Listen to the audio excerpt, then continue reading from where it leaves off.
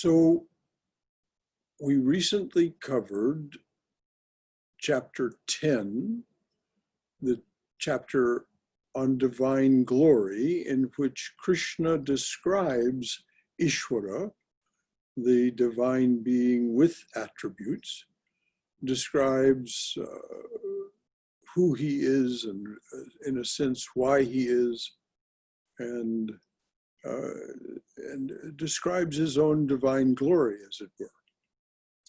And then in chapter 11, we witnessed Arjuna through the eyes of Sanjaya, the narrator.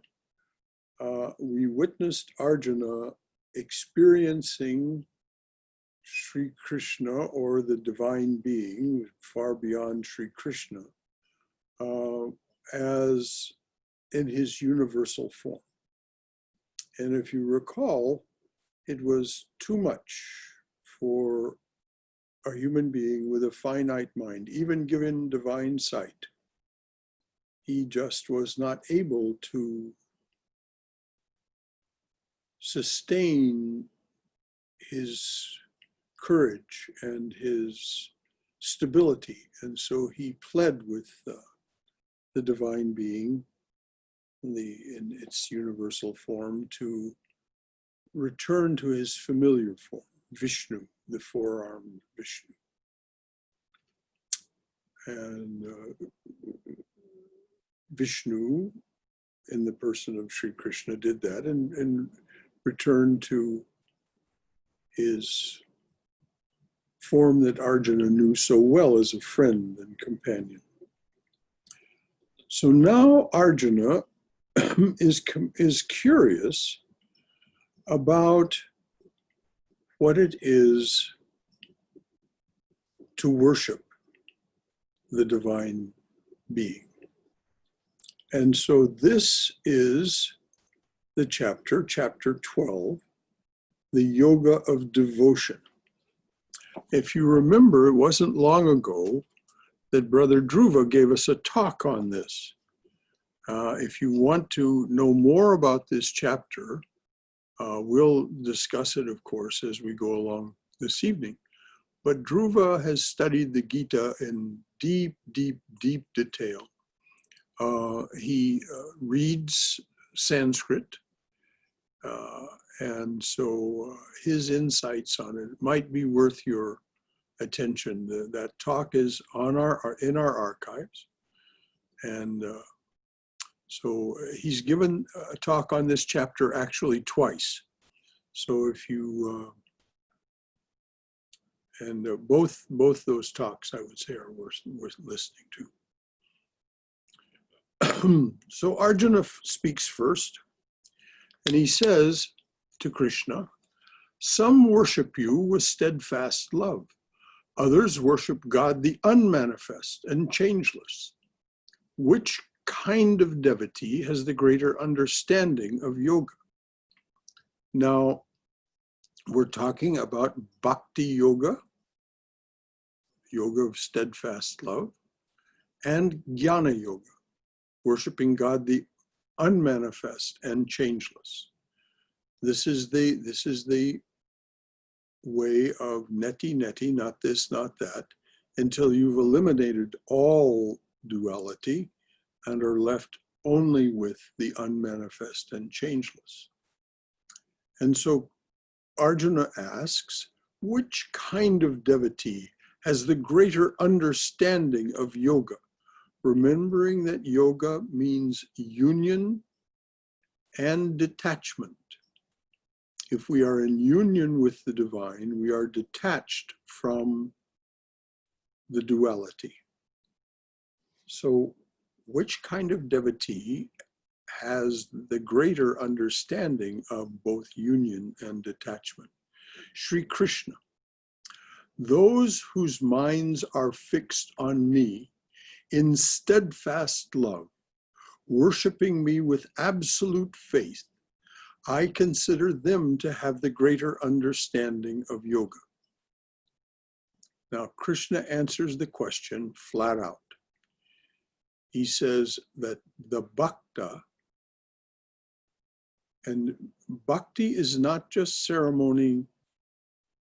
It begins with ceremony, chanting the name of the Lord and His glory and doing puja and all of that sort of thing. It may start with that, but it deepens into this phrase that is called steadfast love.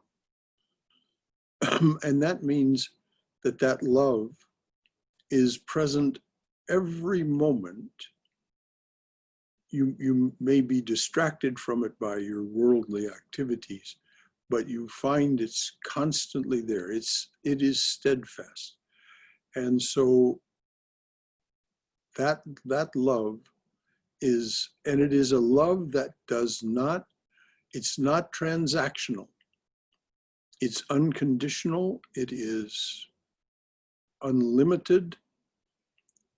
And it is steadfast in that it is constantly present. Those whose minds are fixed on me in steadfast love, worshiping me with absolute faith, I consider them to have the greater understanding of yoga.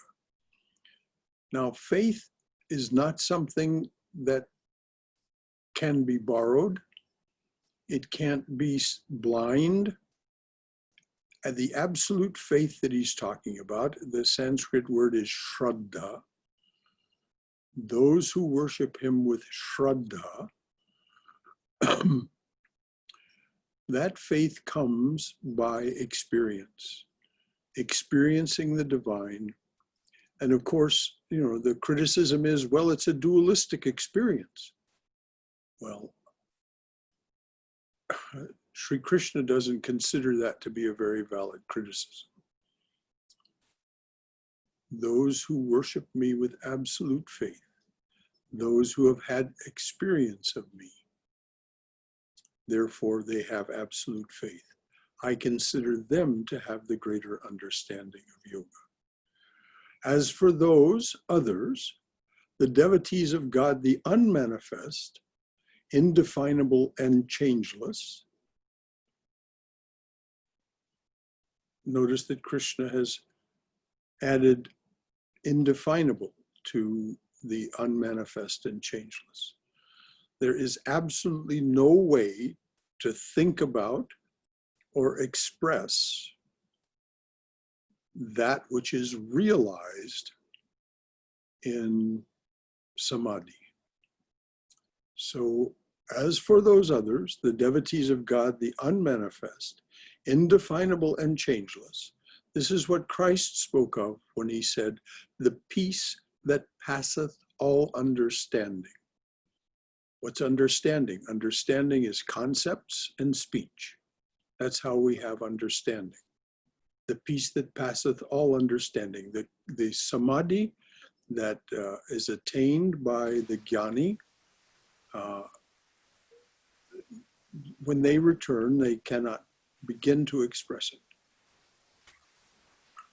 If you want to know what the bhaktas experience, those who practice devotion, there are endless numbers of hymns and poems. That book that I've mentioned any number of times over the last few months, Love Poems from God. There's plenty of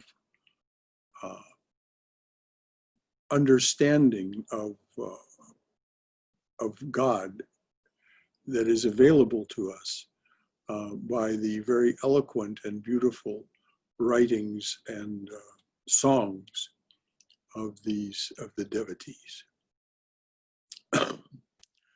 As for those others, the devotees of God, the unmanifest, indefinable and changeless, they worship that which is omnipresent, constant, eternal, beyond thought's compass, never to be moved. That is to say, Krishna is trying to express the inexpressible here. The omnipresent, constant, eternal, beyond thought's compass, never to be moved. There is nothing that changes even a tiny bit in this realization. They hold all the senses in check. The bhakta uses the senses. They don't let them run wild, but they use them. Bhakti is a sensual experience. You hear, you feel, you see. So this is the differentiation that Krishna is making. The jnani holds all the senses in check.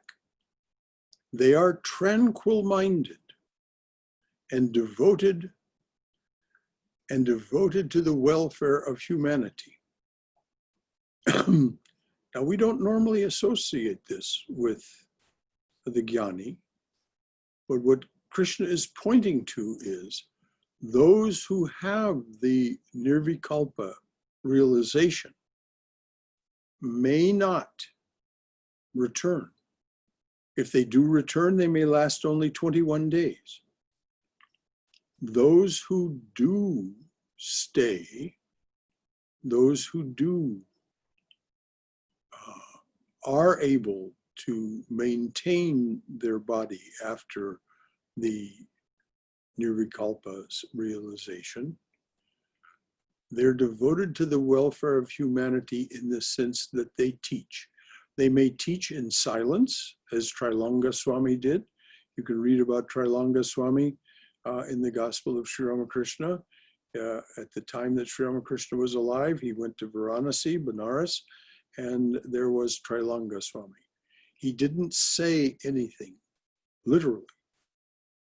He didn't say anything, and yet he transformed people's lives simply by the radiance. His candle lit many other candles simply by being in his presence.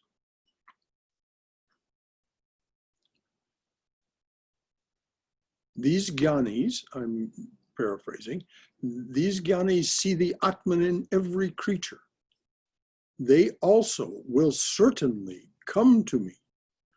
But the devotees of the manifest have a harder task because the unmanifest is very difficult for embodied souls to realize.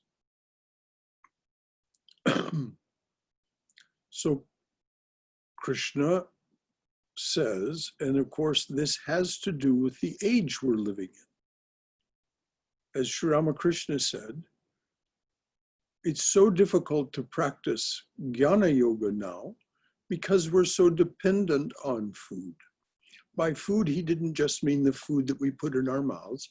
He meant all the sensual stimulation, all of the, and of course, if we look around us in the culture we live in now, what did we just experience in July 4th?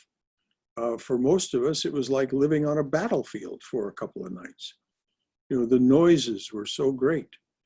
People love the stimulation. So Sri Ramakrishna says, it's difficult to practice jnana now because we human beings in this age are so dependent on food or sensual stimulation. And this is what Krishna is pointing to. Difficult for embodied souls. Quickly I come to those who offer me every action. Remember now, we're talking about chapter 3 now. Quickly I come to those who offer me every action. We're talking about karma yoga. Worship me only. Now we're talking about the transition from karma yoga to raja yoga. Worship me only, their dearest delight, with devotion undaunted. This is the same thing as steadfast love. They worship me only, their dearest delight, with devotion undaunted. Nothing can, because of the experience that a bhakta has, the experience of the divine being, it's unquestionable. It's unquestionable. And so there's no way to daunt them. They may have experiences in life that are otherwise very difficult, and many do. But their devotion will not be impaired.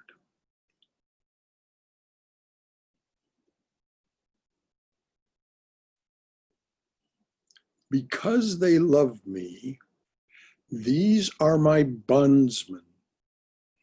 Now, what does bondsman mean? And of course, it includes bondswomen. That's just a term of language. It means they're literally bound together. There is a bond between them. If you've ever had occasion to have an actual, to make a legal contract called a bond, you'll see that there's a lot of relationship involved in this. If this, then that. If this, then that. If this, then that. Relationship. These are my bondsmen. I'm bound to them. And I shall save them from mortal sorrow and all the waves of life's deadly ocean. Now, what a stupendous promise.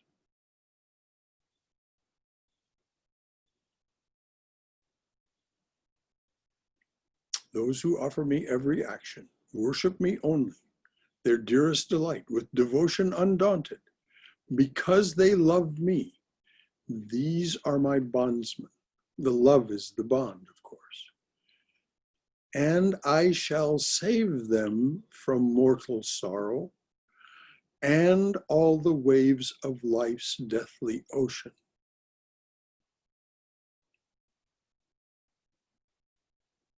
Now, you can only know what this means by practicing that devotion. It doesn't mean that nothing bad ever happens to you. It simply means that you experience it differently.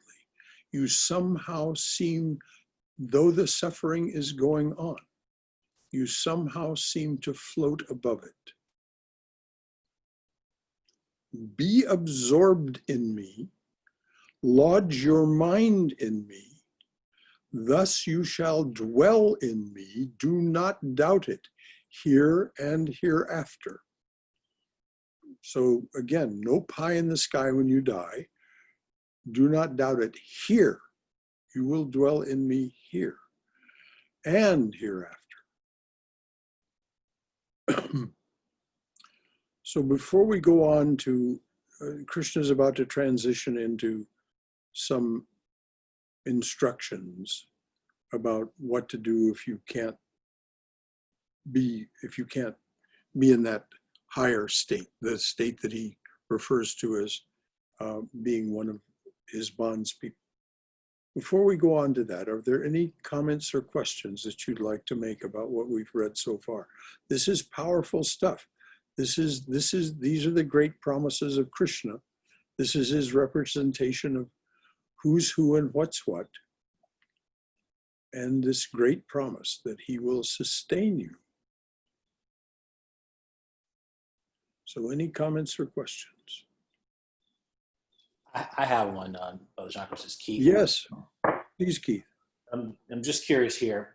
So when he basically states that he kind of feels the love from the bhakta more than the yani, does that like materialize in anything like tangible? Like, is there a difference in how he receives the bhakta as opposed to the yani?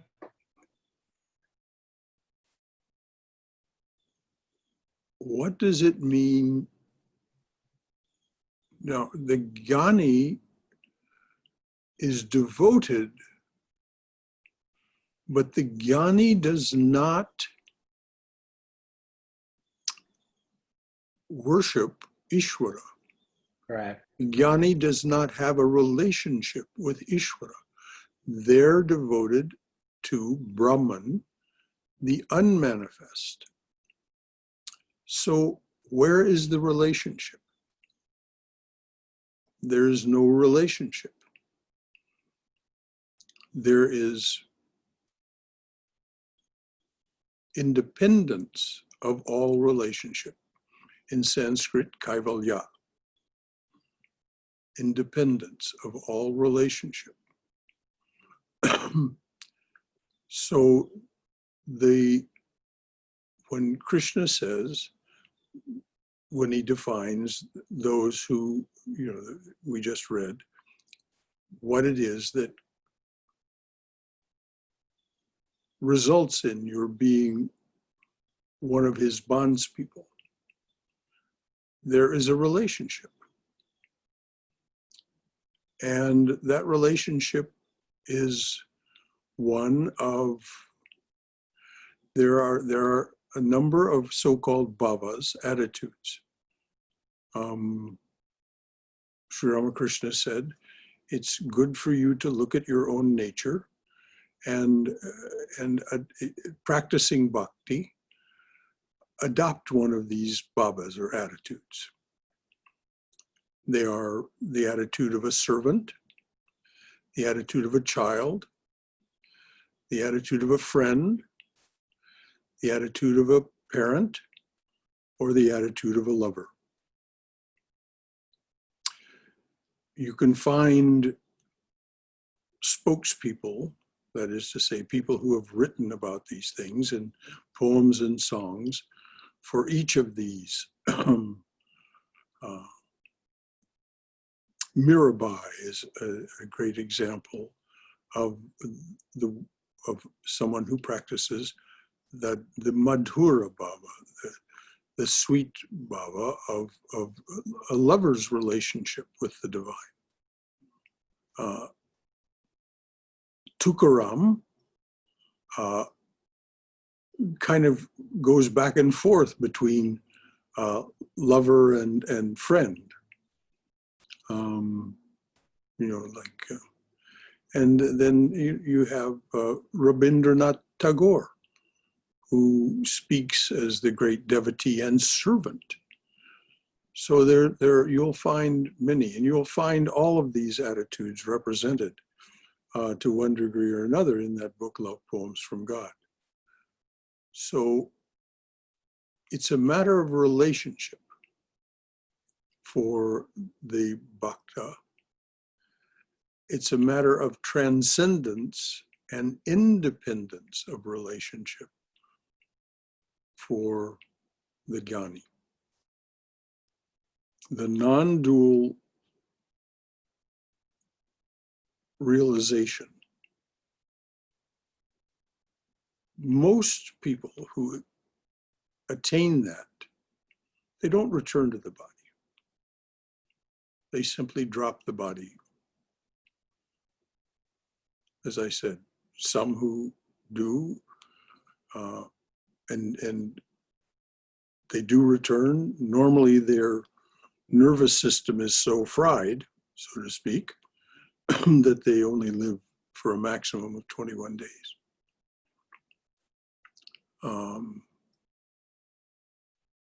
And then there are those who are capable, like Adi Shankaracharya, Vasishta,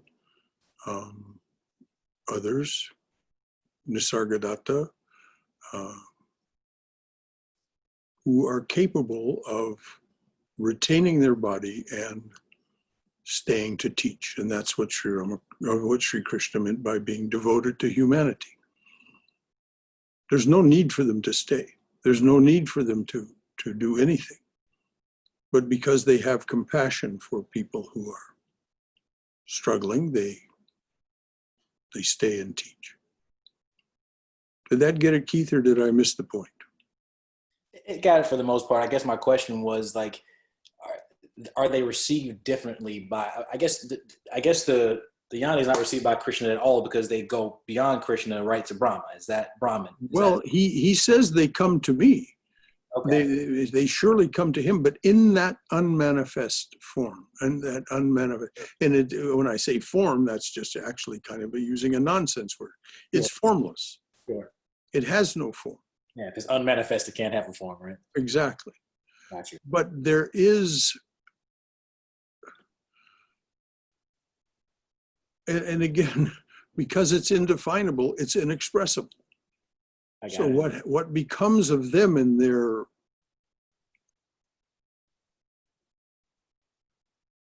relationship? There is no relationship. I mean, independence means, and I mean, they mean total independence. No relationship with anything. No dependence on any relationship. Whereas the bhakta is received in that way. Got you. Thank you, Brother Shankara. Okay. Anybody else? Yes, Brother Shankara. Yes, dear. Along the same lines, is it better? I'm not getting the right words, but is it more effective to think of the leelas of Krishna or any Ishta that have already been brought out in books and scriptures through the ages? Or like in the talk, one of the speakers was saying, oh, you can play cricket with Krishna, you can play golf with Krishna. If we do that, aren't we kind of, again, entertaining our minds, or are we really... What's wrong with entertaining your mind? What's wrong with entertaining your mind with a relationship with the divine? Okay. Play golf with Krishna, absolutely. Okay. Yes, absolutely. This business of having the mind be the enemy, just, if you're a jnani, then yes, the mind is to be annihilated. But in any of the other three yogas, there is a relationship with the mind. Now, ultimately in Raja Yoga, you attain the same state as the jnani, and you come to Kaivalya. But it's a very different road, and there is a lot of entertainment of the mind. So that is not really Raja Yoga, right? If you are imagining Krishna and playing whatever golf, cricket with him, is that... If you do that as an inner experience, sitting quietly in contemplation, concentration, and meditation, then it would be part of Raja Yoga, yes. Okay. But if instead, as you go to play golf, you think, Krishna's here with me. And Krishna swings the golf club a whole lot better than I do. Oh my gosh. He hit that ball 350 yards. You just have fun. As you said, you entertain the mind with your relationship. This is one of the bhavas. If you were going to play golf with Krishna, well, Krishna would be your friend, right? Krishna would be that bhava. It would be that attitude. Krishna would be your chum. So, because that's who you normally play golf with. You play golf with your friends. So, there's nothing wrong with entertaining the mind with thoughts of the divine. This is those attitudes. This is the bhavas. If you want to know what I mean, read Mirabai. Oh my goodness, she has such fun with Krishna, and she also has great drama. Oh, you didn't come to me tonight. Oh, you didn't come to me tonight. You were with somebody else, and I'm absolutely devastated. I'm weeping and weeping and weeping, and still you ignore me. Okay. It's drama. It's entertainment. Okay. But it's holy entertainment. Okay. And she says, I don't want kaivalya. I don't want liberation. I want to return again and again to my lover Krishna. Okay. And so by the time she was 10 years old, she already knew, no, I'm not going to get married to anybody else. I'm already married to Krishna. Mm. And then, you know, she laments about him being an unfaithful husband. I mean, she does. Some of her songs are, you know, just full of vitriol and anger, this unfaithful husband of hers. So each of the bhavas, it's good for us to think about the bhavas, to think about those attitudes. Servant, what is it that fits your nature? Mm-hmm. The servant bhava is very comfortable. Mm-hmm. The servant bhava is very comfortable. Why? Because if you're a servant, you don't have to worry about anything. Your shelter, your clothing, your food, what you are to do, what's expected of you. And if you're serving someone, as Sri Ramakrishna says, of noble character, as is the Lord, well, the expectations won't be too great and it won't be too harsh, but you will be taken care of. There's another bhava that I didn't mention, and that's the shanta bhava, the being content bhava. I'm just content with the Lord. I'm content with my life. You know, a lot of people of a very sattvic nature, that's the attitude that they take. You know, they don't have any real relationship with the divine. They're just content, you know, to observe the divine, to be in the divine's universe. You know, and because the divine, you know, reveals itself to them. This is, you know, sattva is the revealing power. So there are those bhavas. So it's good for us, if we're going to practice bhakta, to think about which of those attitudes is suitable for us. So can we have these bhavas while we are doing our mantra in the back? Of course. And can we include more than one? Like suppose we are thinking about Sri Ram Krishna, can we include Vivekananda and Holy Mother in whatever game that we are playing? Why would you not want to? But the thing about it is that you might have a different relationship with each of them. Like my relationship with Vivekananda is one of a servant, totally.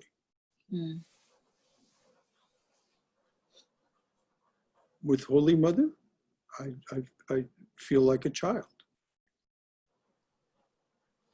With Sri Ramakrishna, it's kind of inexpressible. But it's there. So they wouldn't all fit in the same box, so to speak, but yes, definitely. Hold these thoughts, because these thoughts mature into experience. You actually have an experience of Vivekananda, of Holy Mother, of Sri Ramakrishna.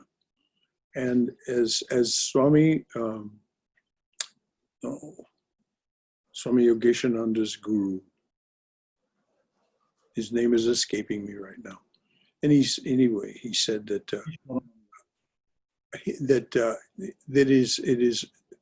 that a bhakta's experience is invaluable, just invaluable. You know, the experience that you have of the divine being, and it may come in very unexpected ways. It may not seem like any of those three in the moment that you have an experience. These are great questions. Anybody else? Yes, I have one quick question. Yes, please speak up, dear. Can you hear me? Yeah, just barely. Be a little closer to the microphone. Okay, let's see. Can you hear me now? Yeah, better. Okay. What is to be said about the attitude of like union, oneness, not separate from the divine? where, because I'm thinking when you say like, you know, play golf with him, it sounds like separateness, and so Yes, it's dual. No two ways about it. and so would it be this like the servant attitude to No, that's also surrender your dualistic. That's also the servant and master. No, the only one of the bhavas, and it's the reason that it's regarded as the highest, in which this union is really implicit, is the Madhura Bhava, the attitude of a lover. Because with a lover, one can have that experience of loss of sense of self. Mm. There's only the union. And so this is for someone of that temperament, devoutly to be wished. And it's the ultimate goal of bhakti anyway. Complete self-surrender and union, yoga, with the divine. But this is the highest experience of bhakta, of the bhakta. And it is parallel to, but not the same as, nirvikalpa samadhi. That's the way Sri Ramakrishna talks about it. And when he was asked about it, he said, there are thousands of different kinds of samadhi. This transcendental experience, transcendental realization. So the best thing for us to do is just plunge ahead and see what happens. Do your practices, do them faithfully, and see what happens. It can be pretty darn remarkable and very unexpectedly. Gotcha. Anything else? No, that's all. How do you know which attitude is right for you? Servant You or trust friend? you trust your intuition, Brahmadas. You trust your intuition. You look at them all and you say, what is my relationship with the world? What is my relationship with other human beings? Because Ishvara appears to us as a human being. Sri Ramakrishna appeared to us as a human being. And he said, and by that I mean he said about his being, he's here now. He said he would be with us in his subtle body for 200 years, and then he would take human form again. So he's here in his subtle body. As he said to Holy Mother, stop grieving, stop acting like a widow. I'm not dead. I'm just behind the curtain. I'm just in the next room. So what relationship would you like to have with such a being? And if he's here in his subtle body, he could be physically here with us right now, but we can't see him. Is that correct? Precisely. Is here with us right now. Is here with us right now. Just like Christ said, whenever two or more of you are gathered together in my name, I shall come among you and give you peace. You know, he speaks for the divine person. He speaks for Ishvara when he says that. Now, do we see him every moment? Of course not. Can we see him? Yes. Can we feel his presence? Yes. We have to quiet our mind. We have to release ourselves from our distractions. Then we have that sense. You've felt it, Brahmadas. You've talked to me about having wonderful experiences in the shrine and in Washington D.C. here in Tucker even. That's true. He makes himself known to you in very subtle and mysterious ways. Yeah, like giving you a name. How true.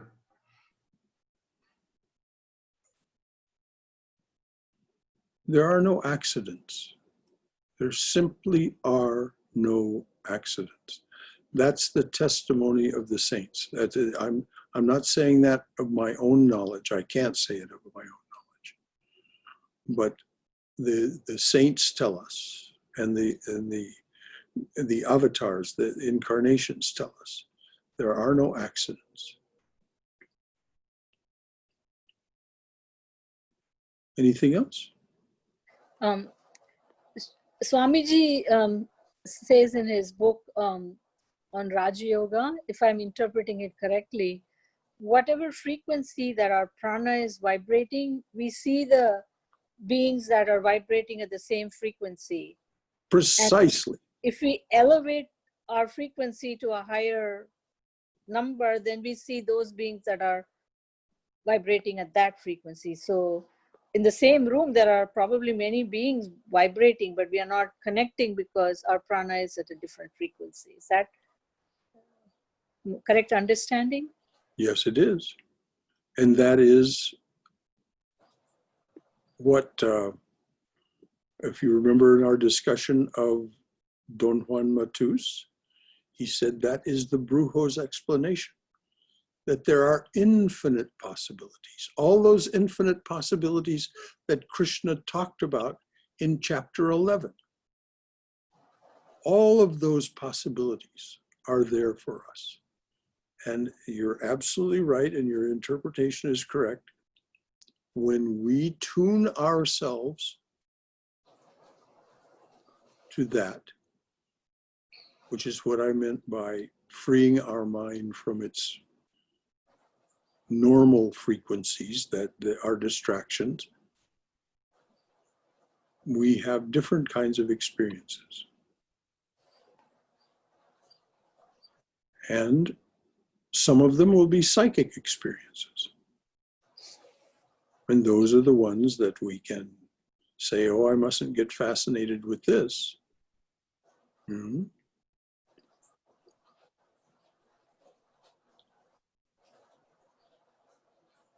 So very good comment, Swami. That's your reading of Swamiji is exactly correct.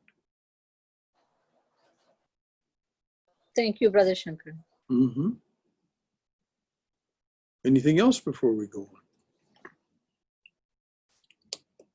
Well, I'm glad we had this discussion because it is very important for us to understand what Krishna's driving at here. He's driving at relationship. He's saying, you know, Arjuna asks him, is it this or is it that? And Sri Krishna says, well, it's this. Bhakti. The Bhakta has the greater understanding of yoga. And he says, and those people become my bondsmen. They understand that they have a greater understanding of the nature of manifestation.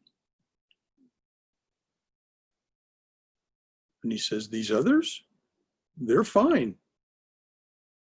But it's tough.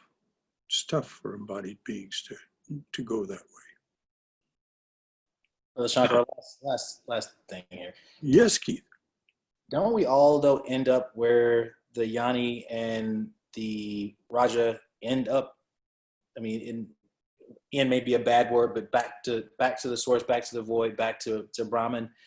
Doesn't everybody end up back there anyway, though? Because you have to go past Krishna at some point, right? Well, this is what Sri Ramakrishna said when it's a parallel. It's a parallel. It's not the same, but it's parallel. So the Jnani and the Raja Yogi end up with Kaivalya, independence. No thing No thing. In technical speak, the gunas are in perfect equilibrium. There are no vibrations, no vritti in the mind stuff of the body.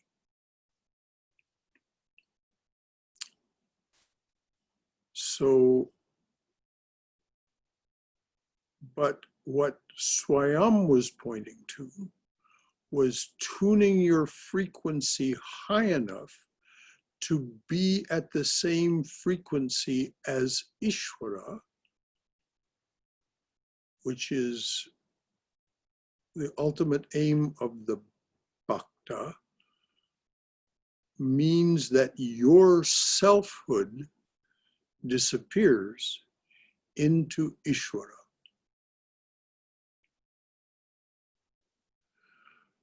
And so you are absorbed in Shakti, which Sri Ramakrishna says, Shakti and Brahman are identical. Water still, water in waves, same water. So these things, it's like Swami Prabhavananda used to say. People would want to talk to him about Nirvikalpa Samadhi. And he would say, well, okay, but you attain Savikalpa Samadhi first, and then we'll talk about Nirvikalpa Samadhi. And of course, that was, in a sense, throwing down the gauntlet. Are you willing to do what's necessary to attain purity of heart and have the ultimate experience of the divine being, that when that experience is had, everything else, everything, without exception, everything else is pushed to the periphery. It returns. But for the time that you're in that state of savikalpa, there's nothing there, nothing for you, nothing in your witnessing. But it remains a dualistic experience. You, the divine being as you, is experiencing the divine being in its limitlessness. And the image is, if you have a pie and you've cut a slice of the pie, but you haven't taken it out of the pie yet, there's just this thin separation between the pie, the 9/10 of the pie that's left, and the part that's been cut loose. It is one pie, but part of it is experiencing itself as separate.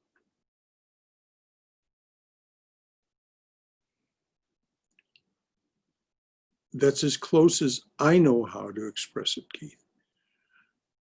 So what happens beyond that? So far, that's above my paycheck. Gotcha. Thank you, Brother Shankara. I appreciate it. Okay. Can I ask one more question, or do you want to move on? No, Swayam, this is a class. This is exactly what we're doing here. We want to answer people's questions so that when we move on, we're moving on with a solidity of knowledge. Yes, Okay. Go ahead.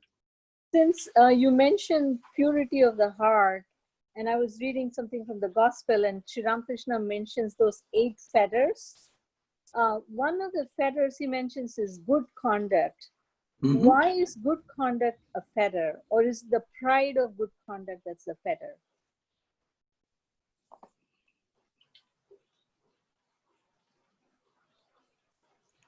You've heard me say any number of times that the purpose of spiritual practices is not to make you a good person.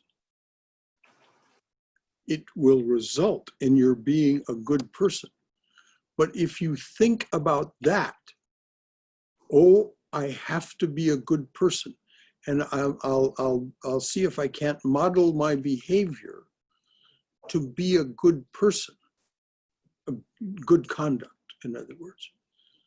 You've got the cart before the horse. So then it's a fetter. As Swami Vivekananda says in his Song of the Sannyasin, fetters of gold are not less able to bind. So the thing to do is focus on your spiritual practices and let the behavior change as the result of the spiritual practices. Then you don't have to think about. It's just as if you were training to be a dancer. You don't constantly think about being a good dancer. You focus on, I'm learning, the teacher is teaching me how to hold my arm in this move. This is porte-bras in ballet. How to hold my arm in this move. Where do I put my foot? How do I do this plie? So you are focusing on the instructions, on getting the instructions absolutely correct. Ultimately, the music moves you. You don't move to the music anymore. The music moves you because you've learned everything that you need to know, so that when the music does this, you do that without any thought. So there's no thought about being a good dancer at that point. A ballet teacher would tell you, don't think about that. Think about what I'm telling you to do and practice that.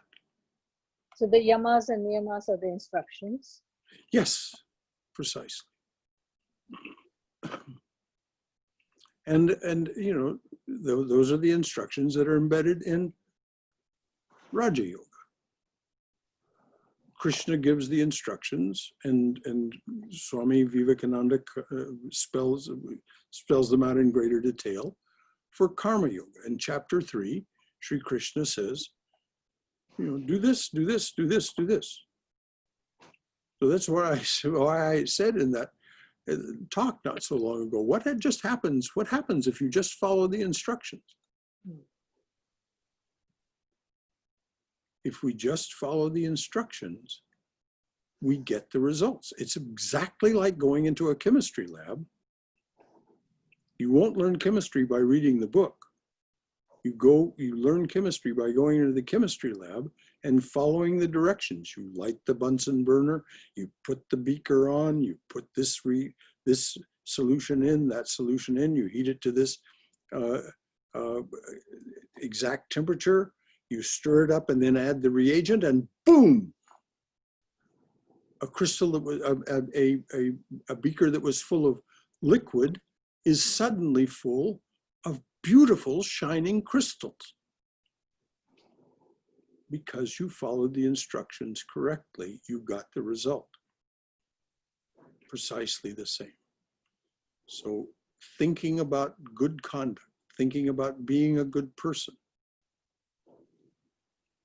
it's not the point. It's, as I said, the cart before the horse. Thank you so much, Brother Shankara. Really clarified for me. Good.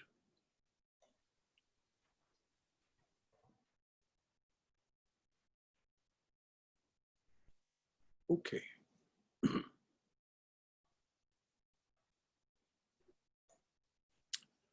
Krishna now goes into a series of instructions for people of different temperaments that aren't going to be either a full-on bhakta or a full-on jnani.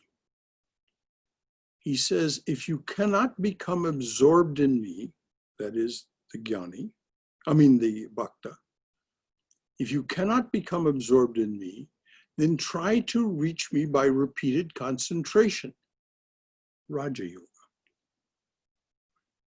If you lack the strength to concentrate, then devote yourself to works which will please me. Karma Yoga.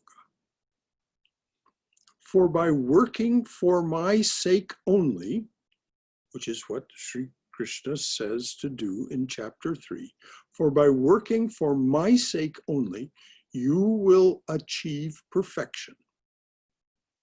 And if you remember, he says about Karma Yoga in chapter 2, he says, even a little practice of this, even a little practice of this will save you from the terrible wheel of rebirth and death. If you do it full on, he says, for by working for my sake only, you will achieve perfection. Perfection means purity of heart and becoming that expert dancer. If you cannot even do this, then surrender yourself to me altogether. Now, I'll tell you a story. For those of you who haven't read the gospel, this is a very, very potent and significant story. Girish Ghosh was an absolutely titanic personality, a playwright, an actor, a singer, a songwriter, but he was also an absolute reprobate. He was a drunk. He was a womanizer. You name it. In the field of dissolution, he had indulged in it.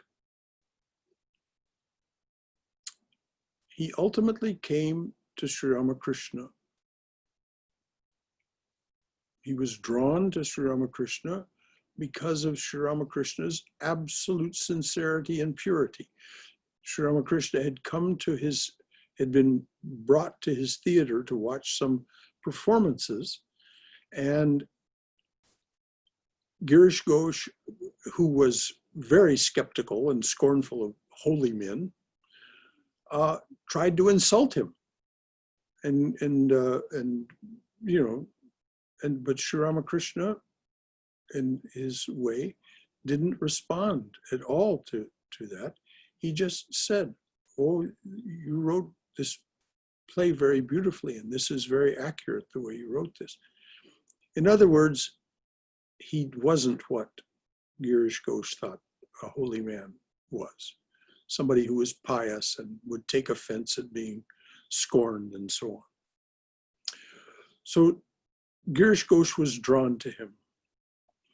This is what I'm talking about. This is explaining this surrender yourself to me altogether. So ultimately he asked Sri Ramakrishna for spiritual instructions. And Sri Ramakrishna started off by saying, do this, do that, bhakti, this and that, concentrate, the same kind of litany that Krishna just went through. And at each one of these, Girish Ghosh said, "Oh, you just don't know me well enough. I can't do that. I can't, I'll get drunk. I'll lose my concentration.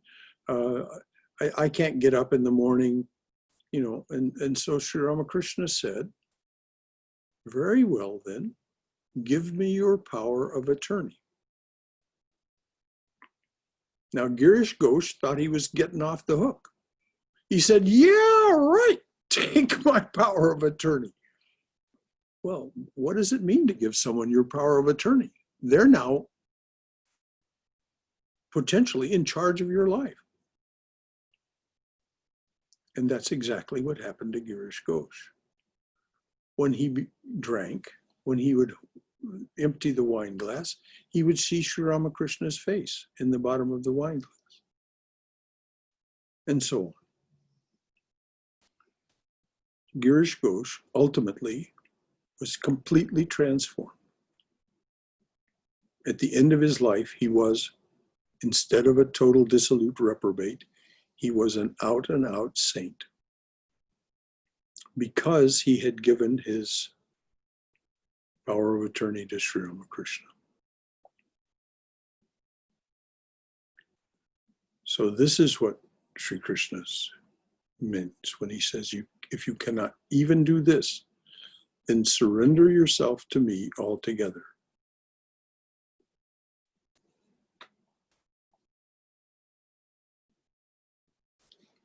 How are we doing for time? Okay, it's after 9. Any final thoughts or questions?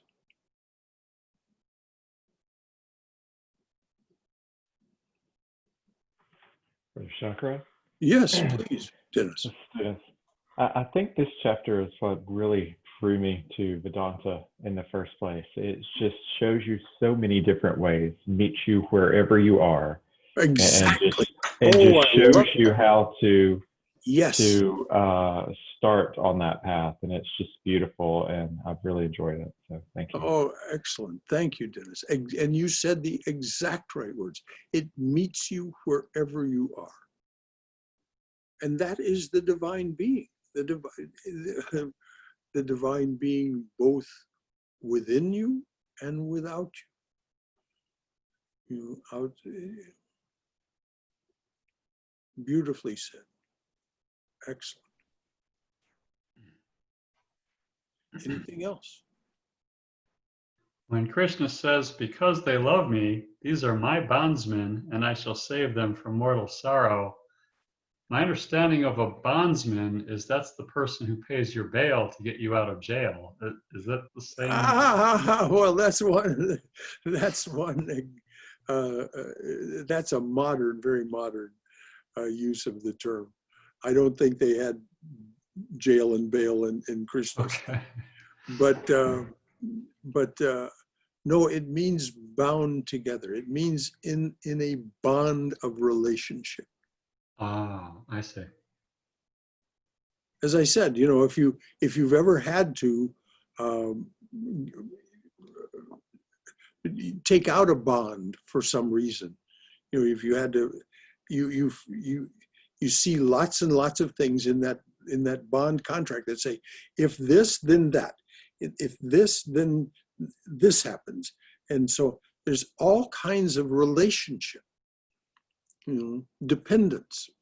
The bonding company and you are dependent on one another to do certain things.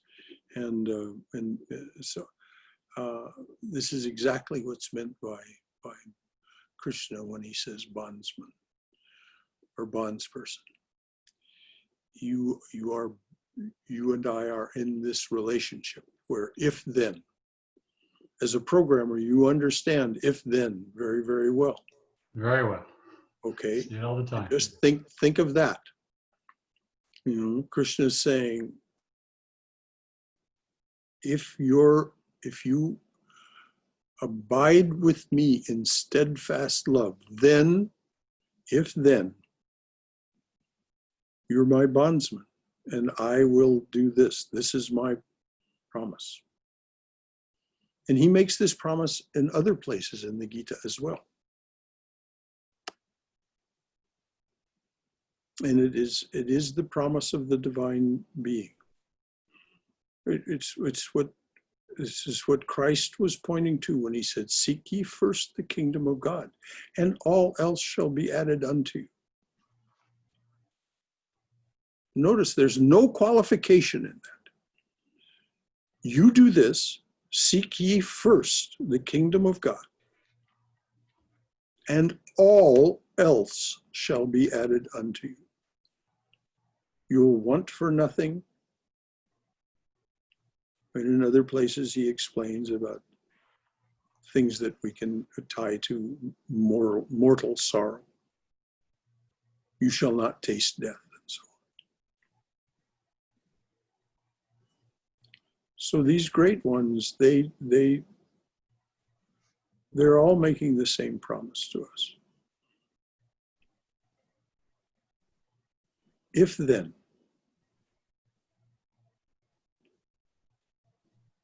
Anything else?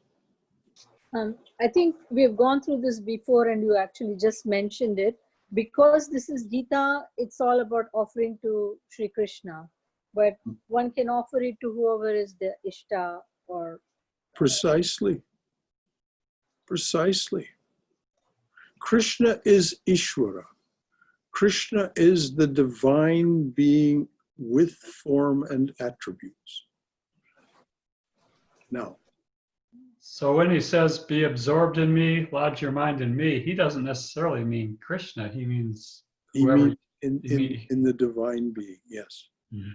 Throughout this, you know, of course, he's speaking as Krishna, but he just showed us he just told us in chapters 10 and 11. In 10, he told us.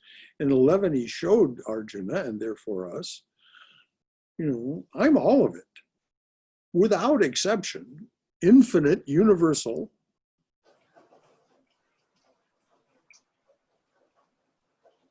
There's a wonderful poem by Saint Teresa of Avila called Every Prophet's Name. And she comes to this completely transcendental place where it's only light and presence. And so she asks God, is your name the only key to this place? And he said, how many eons of time have there been? How many souls have come unto me?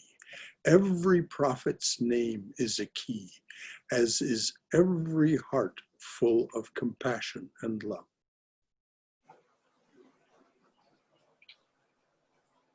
Now, how can a heart be full of compassion and love? Only if it's pure. So every pure heart, every purified heart is a key to this place beyond the mortal realm.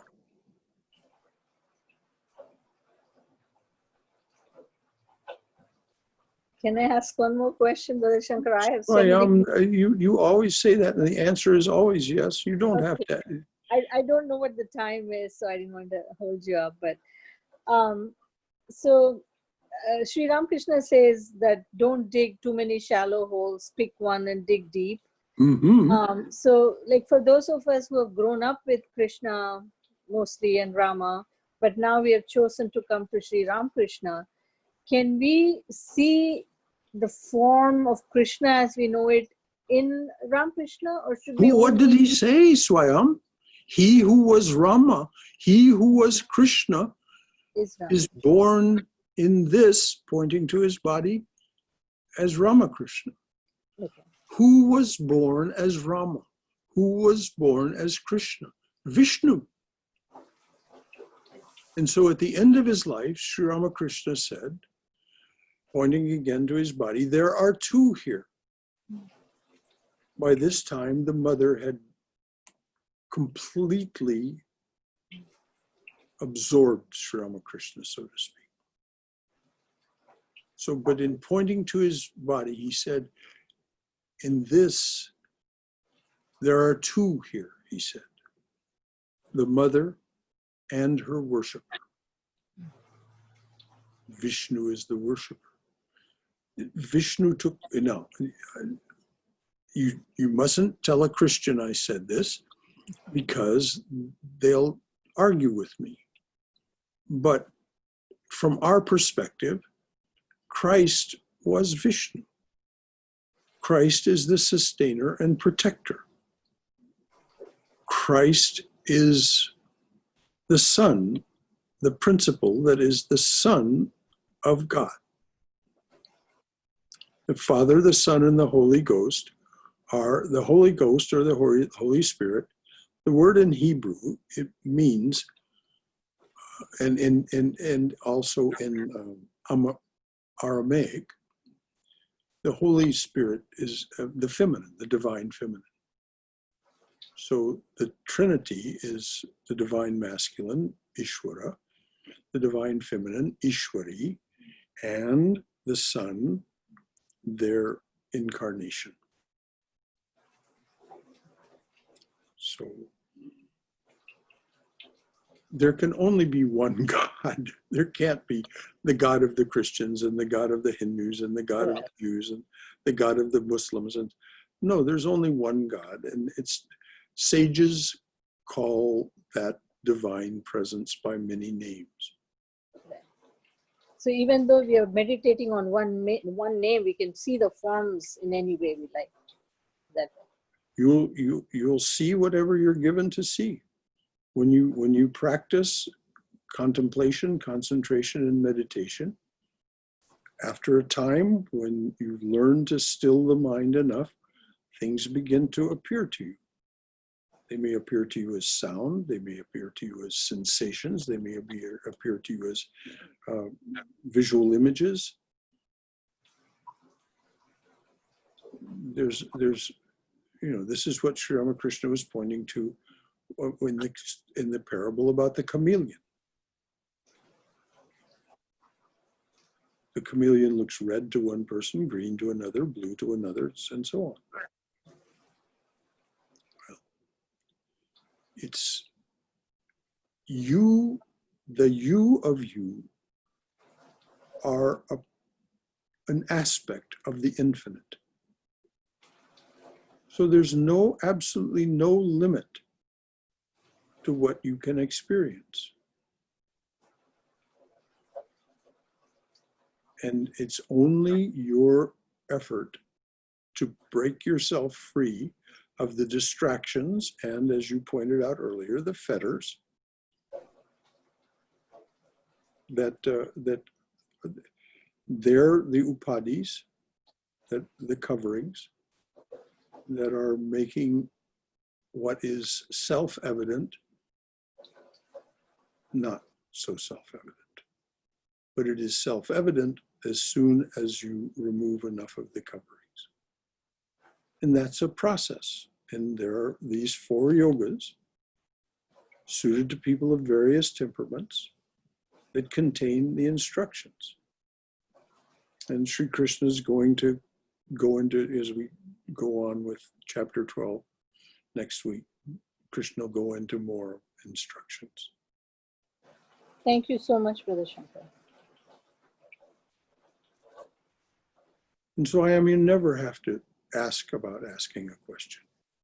It is your right as a class person. Thank you, Brother Shankara. Anything else? All right, we'll wrap it up. Oh,